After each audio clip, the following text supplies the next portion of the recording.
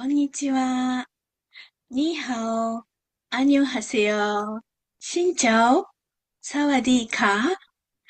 Hello to everyone. Thank you for viewing my short video clip about somatic experiencing and grief. I am Theresa Hanaoka, Somatic Experiencing International Faculty. I live in Japan. And I teach SE in Japanese and also in English in some parts in Asia for now. Today I would like to discuss why we need some somatic approach to heal the grief. So I learned literature and also anthropology when I was very young, years ago. And then I worked as a translator for conferences for many years. And I had some physical symptoms, and it was caused by mental stress. And I started getting interested in learning psychology. So later on, once my daughter graduated from college, I finally went back to graduate school once again and got my PhD in health psychology.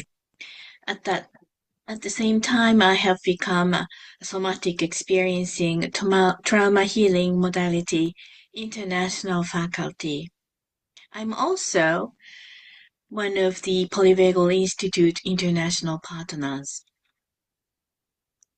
If you are interested in more of my intro of somatic experiencing, I have done one short video clip upon introduction of SE, so please go to that video for more details about somatic experiencing.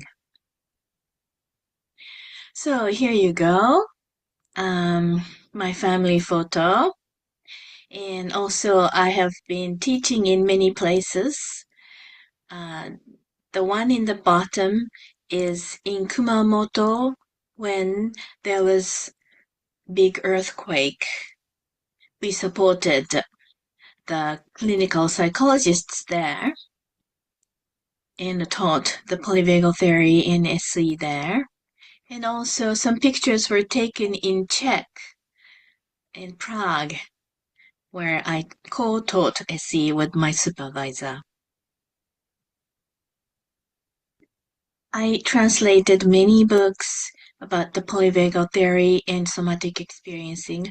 I translated Peter's Waking the Tiger and Trauma and Memory, and also many books concerning the polyvagal theory. And also, in addition, I have done quite a bit of work on the internal family system, IFS.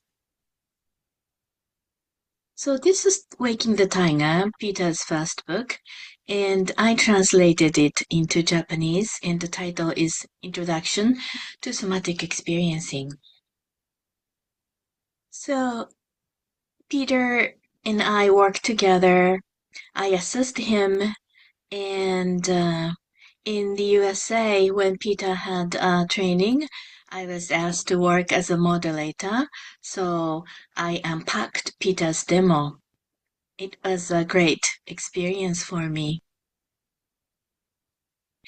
So Peter is the founder of Somatic Experiencing, and Somatic Experiencing is a trauma healing modality, and it's taught in 52 countries as of 2025. It's an organic and naturalistic approach, and it resolves trauma through a body and bodily experiencing. It's a bottom-up approach, and it heals trauma through a lens of somatic, experiencing. And today, briefly, I will discuss how we heal, emotional pain and grief through the lens of somatic experiencing. Actually, loss and grief is both physiological and psychological process. It involves our body. Grief is a very important step to recover from emotional pain.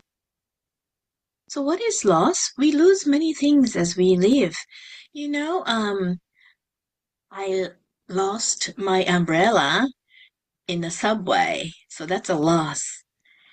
And also, we lose something very, very important, such as your loved ones, your pets, or marriage, relationship, job, place to live, parts of your body if you get, injured and dismembered, or your health, or your loved one's health, or opportunity for higher education, promotion, whatever. Or you may have lost chances to have happy childhood if you were um, in a maltreatment, abusive situation, or war, disasters, or, you know, if you grew up in a dangerous, area, you may not be able to have a happy childhood, and then that's a loss as well. And loss accompanies various emotions. It comes with emotions and physiological effects as well. You feel sad, frustrated, angry, and you get enraged. You may feel shame, guilt, pain, or you feel stuck in the throat or the chest, stomach, back. You may feel pain in various parts of the body, or you feel foggy in your head or numb in the parts of your body as well. So, when you think about loss and grief, this is not just feelings or emotions, but it comes with your bodily reactions as well. This is a quick, overview of the polyvagal theory. You may have heard about it. Dr. Porges created the polyvagal theory, and he says that we have three autonomic nervous system branches. One is the dorsal vagus, which supports digestion, and in the face of threat of life, it keeps our body into freeze and shutdown. We have sympathetic nervous system, so we can do our work, we can play sports, we have conversation with friends, that keeps us active, and in face of danger, it puts us into fight or flight mode. And then the last one is the ventral vagus system, which is a part of parasympathetic nervous system, and which supports social engagement. So when we feel safe and happy, we, enjoy time together with people and socially engage. So dorsal vagus, freeze, sympathetic nervous system, fight and flight, and ventral vagus system, social engagement. If you want to know more about the polyvagal theory, you might like to visit the Polyvagal Institute website, or Dr. Paul just wrote a book called The Pocket Guide to the Polyvagal Theory. That's a good one to read. For today, I just gave you a very brief overview. So, in loss and grief, people will be in either sympathetic nerve system or dorsal vagus nerve system. So if sympathetic nervous system is dominant, you go fight flight. So you experience anger, rage, revenge, fast heartbeat, short breath, hot flash, dryness in mouth, all kinds of fight and flight response. When you are in sadness and sorrow, you are in a dorsal vagus nerve dominant state. You experience freeze, shutdown, numbness, sorrow, depression, apathy. Your heart rate will be slow, you will have short breath or shallow breath, and you might feel coldness or immobility. So this is both emotion and physical response. When people are in sympathetic nerve system dominant state, they have anxiety, hyperactive, startle, sleep disturbance, unable to relax, hypervigilance, cardiovascular issues, emotional dysregulations. They will experience various things. If they are in a dorsal vagus dominant state, they go depression, apathy, lost motivation, chronic pain, dissociation syndromes, low blood pressure, maldigestion, dizziness, and autonomic nervous system dysregulation. And if you are in grief, many people experience frustration and helplessness. When grief is not cared for, difficult emotions continue and gradually affect the bodily health. So if you take very good care of your grief stage, and then you can come back to happiness once again, and your body will start functioning healthy and well. However, if you disregard the grief, and if grief is not well taken care of, and then actually those difficult emotions will continue and affect the body. You will feel helpless, you lose self-esteem, you feel like loneliness, and you are not apt for social engagement. And those long-term sufferings can cause autonomic nerve system dysregulation. And people will be in a really highly activated stage or shutdown. We call it global high activation. And then they may develop physical symptoms and syndromes such as IBS, or migraine headache, fibromyalgia, autoimmune diseases, etc. So if you disown grief, if you deny grief, people will say, I hate myself. I'm angry at myself. I feel guilty about my existence. I feel that I'm not needed, or I feel I'm unwanted. So disowned grief can develop into bitterness and criticism that can be, put toward other people and also to oneself. And it can be passed down to future generations.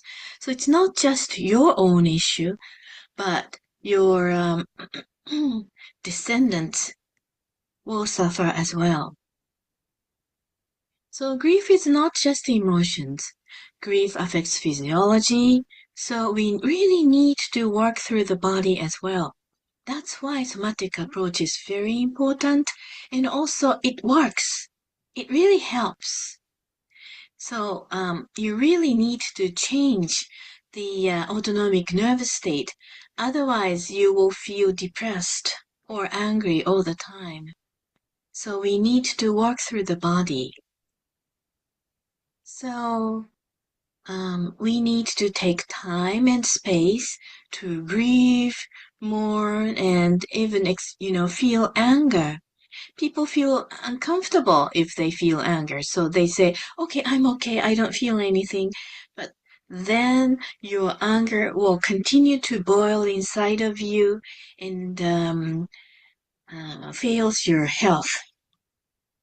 When anger comes up, we need to complete our incomplete self-protective reaction. That's very important. And I will talk much more in details in the lecture, in the somatic experiencing training. So I welcome you to learn how we complete incomplete self-protective reaction.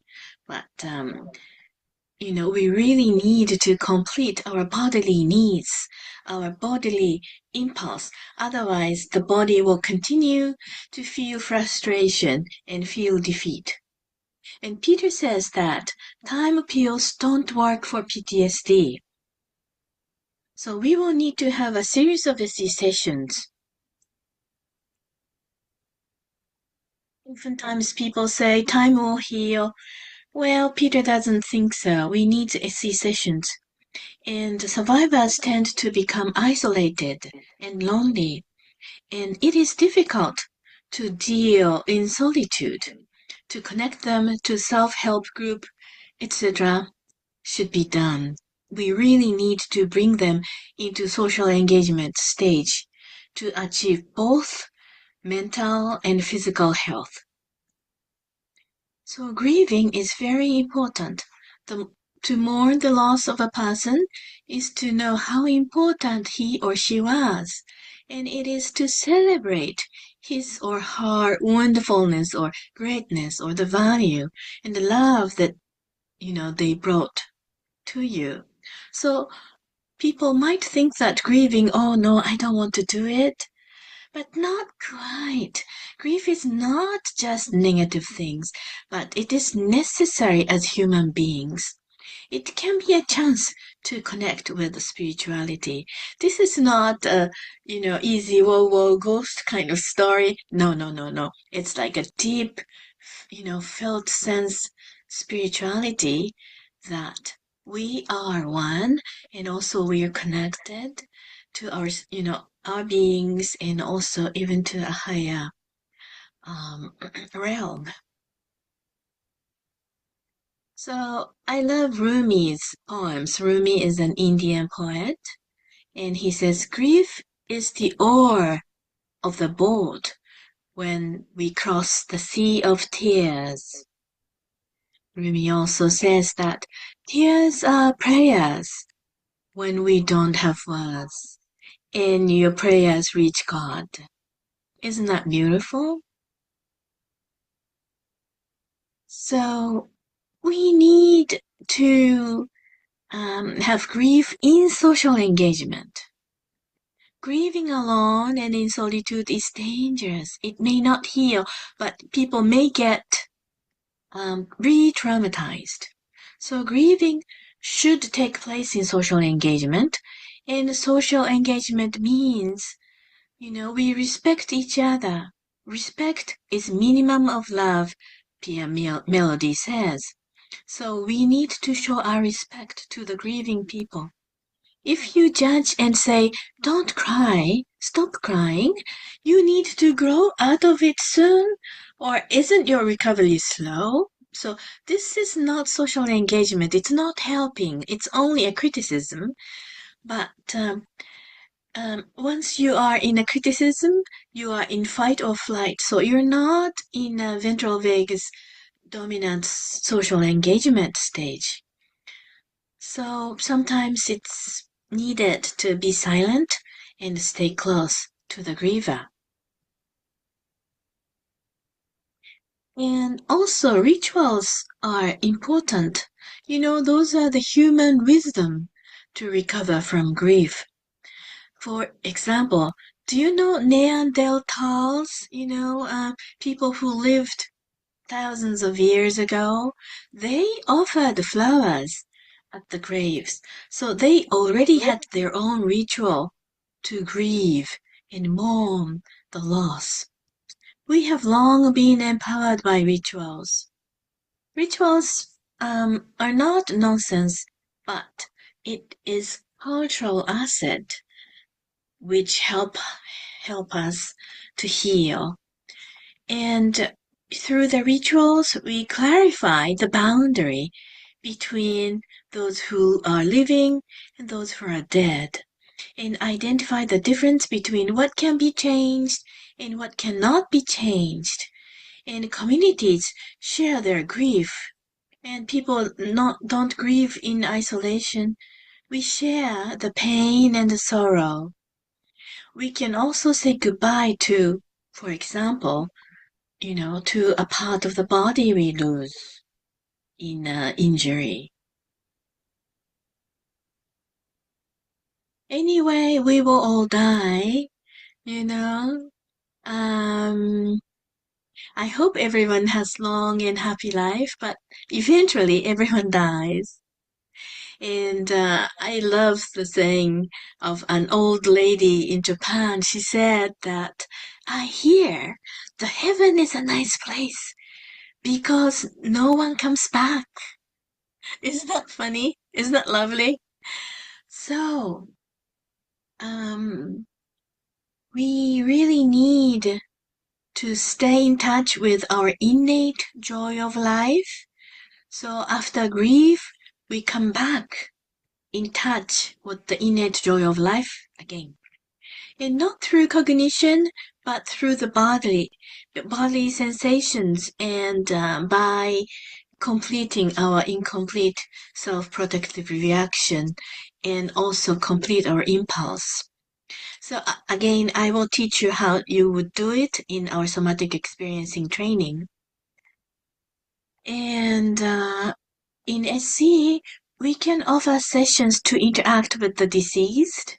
It could be just an imagination, but it is so real so that your nerve synapses will be regrouped.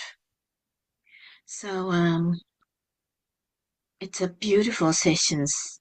I hope I can offer some in your country as well.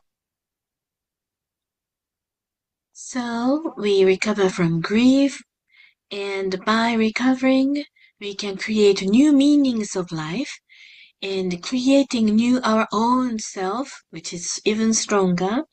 And we move forward into the future, not go back in the past. So, Peter talks about the post-traumatic growth and the post-traumatic wisdom, and he likes the concept of kintsugi. Kim means gold, and once your pottery is broken, you use gold to put them together.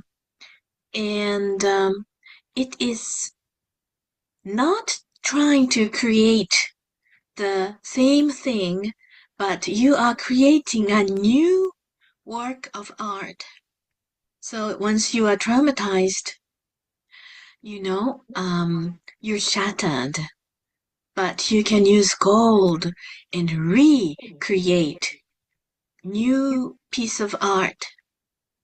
And that's where wisdom is born, and we connect again through social engagement. And we reconstruct the meaning of life. So you may be shattered, but now you rise again, say, I can. So this is what Peter says, waking the tiger. Waking your innate joy of life, waking up your personal strength, natural, very healthy power. And we wake our inner tigers through somatic experiencing. So grief is not just the idea or feelings, but it comes through the body.